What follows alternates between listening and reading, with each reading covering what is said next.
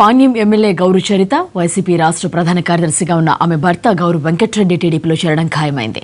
2 రోజులుగా నియోజకవర్గ ముఖ్య కార్యకర్తలు నేతలతో భేటీ అవుతున్నారు గౌరు దంపతులు. భిన్నాభిప్రాయాలు వ్యక్తమవుతున్న టీడీపీలో చేరికకే మొగ్గు చూపుతున్నారు. కర్నూలు జిల్లాలో మరో వైసీపీ ఎమ్మెల్యే టీడీపీ కండువా కప్పుకోవడం ఖాయమైంది. ఇప్పటికే 5 ఎమ్మెల్యేలు 2 ఎంపీలు కర్నూలు జిల్లాలో టీడీపీలో చేరారు.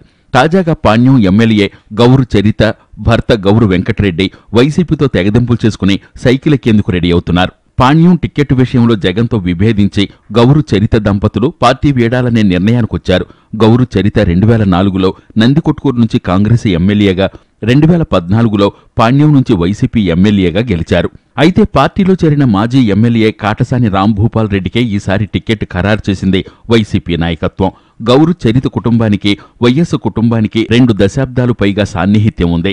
హత్య కేసులో శిక్ష పడి గౌరు వెంకటరెడ్డి జైల్లో ఉన్నప్పుడు ఆయన్ని వైఎస్ రాజశేఖర రెడ్డి పరామర్శించడం వివాదాస్పదమైంది. 2004లో వైఎస్ సీఎం అయ్యాక క్షమాభిక్ష ప్రకటించి గౌరు వెంకటరెడ్డిని జైలు నుంచి విడుదల చేశారు. వైఎస్ కుటుంబంతో ఉన్న అనుబంధంతో టీడీపీ నుంచి ఆహ్వానం ఉన్నా గౌరు చరిత దంపతులు ఆ పార్టీలో చేరలేదు.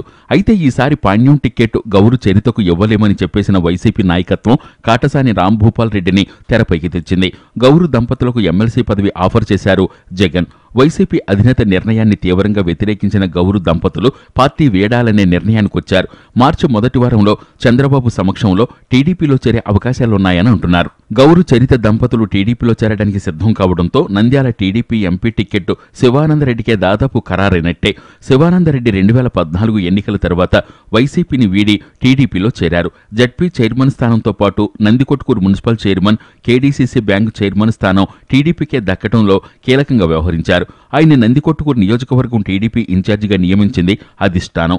గౌరు వెంకటరెడ్డికి శివానందరెడ్డి స్వయాన బావే కావడంతో నంద్యాల ఎంపీ అభ్యర్థిగా పోటీకి దిగాలనుకుంటున్నారు.